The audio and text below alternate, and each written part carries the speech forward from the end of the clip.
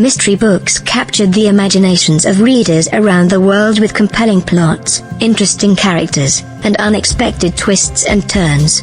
If you want to read some recent works in this genre, you should check out these 10 contemporary authors who write gripping suspense, listed here in no particular order.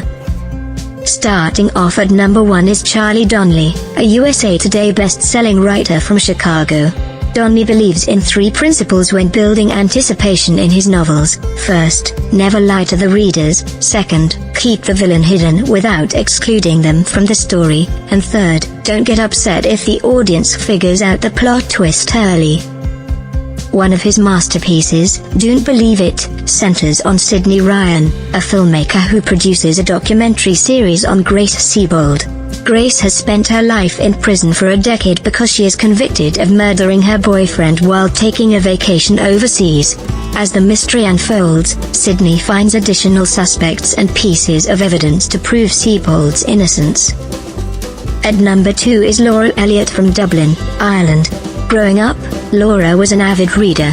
She has penned various children and yearbooks under the alias June Considine. The novelist gives regular workshops on creative writing, and has also worked as a freelance journalist and a magazine editor. Her novel The Wife Before Me focuses on Elena Langdon, a woman who has just lost her mother. She meets Nicholas Madison, a man who is still grieving for his wife Amelia.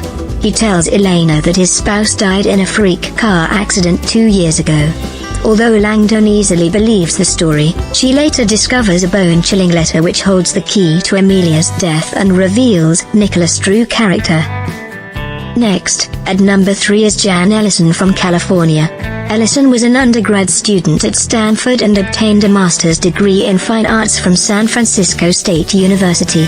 In addition to her longer works, she writes essays regarding travel and parenting for several online platforms.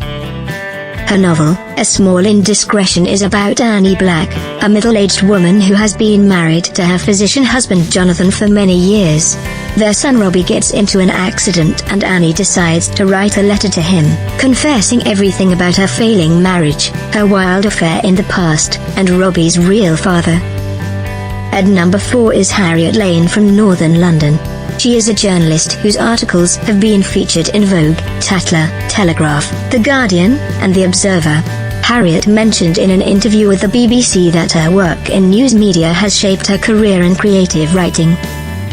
Lane's book Her is a psychological thriller about 2 women. Emma is a stay-at-home mum who resents domesticity and wishes she could return to her place in the corporate world. On the other hand, Nina is a successful painter who seems to be poised and have everything in place. Even though they are different, they become friends soon after meeting. But it soon becomes clear that someone is playing mind games. Following at number 5 is Michael Farris Smith. Michael finished his undergraduate degree at Mississippi State University, his Master's of Education at William Carey College, and his PhD at the University of Southern Mississippi.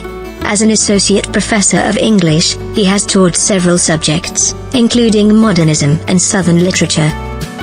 His book The Fighter tells the story of Jack Boucher, a 50-year-old man whose foster mother Marianne has dementia, and is close to death. She promises to give Jack her home, but due to his overwhelming debt, he might end up having to sell it. If he wants to survive, he may have to step into the ring once again and fight for his life. At number 6 is Cynthia Swanson from Denver, Colorado. Swanson once pursued architecture in college, but eventually changed her major to English. She has worked as a technical writing specialist, an essayist, and a copywriter. In addition, she provides consultation for people who make manuscripts. Swanson's The Glass Forest deals with issues of melancholy, dread, and paranoia. Protagonist Angie Glass is a young wife to handsome Paul. The two are happily married, until a phone call from the man's niece, Ruby, disturbs their peace. She reports to the couple that her father Henry has committed suicide and her mother Celia is missing. But when Angie and her husband move to New York, they discover the alarming facts of Henry and Celia's relationship. Next, at number 7 is Kathleen Barber from Galesburg, Illinois. She is an expert in legal composition, research, and bankruptcy law. She is also a blogger who has backpacked through 20 countries across Africa, the Middle East, and Europe, and discusses her experience on her travel website, nonbillablehours.com. Barbara's debut title, Are You Sleeping?, is a mystery focusing on Josie Borden, who is living a desirable life. But unknown to many, she has been hiding her true identity for more than a decade, to escape from the chaos in her past. But when Josie's mom hangs herself and a podcast revives a murder case from 2002, she is forced to revisit her home and face the reality she abandoned long ago. At number 8 is Teresa Driscoll, a former news presenter from the UK. Teresa spent 15 years hosting the programme Spotlight on BBC TV. On top of that, she has worked for various magazines and newspapers as a journalist. Many of her dark ideas and suspenseful plots are inspired by real crimes she covered as a broadcaster. Driscoll's novel called The Friend tells the tale of Sophie, a mom to 4-year-old Ben. She and her husband are on a train when she receives a call telling her that her little boy has been sent to the hospital.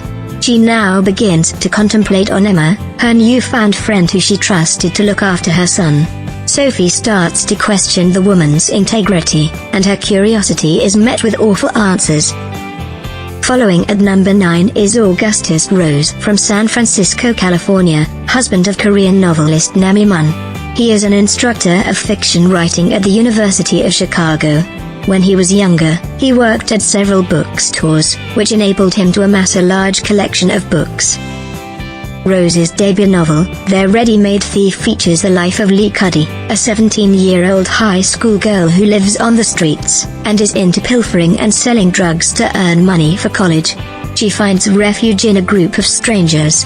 These people turn out to be a secret society of fanatics who are making an attempt to decode information hidden in works left behind by French artist Marcel Duchamp. Finally, at number 10 is James Heyman from Brooklyn, New York.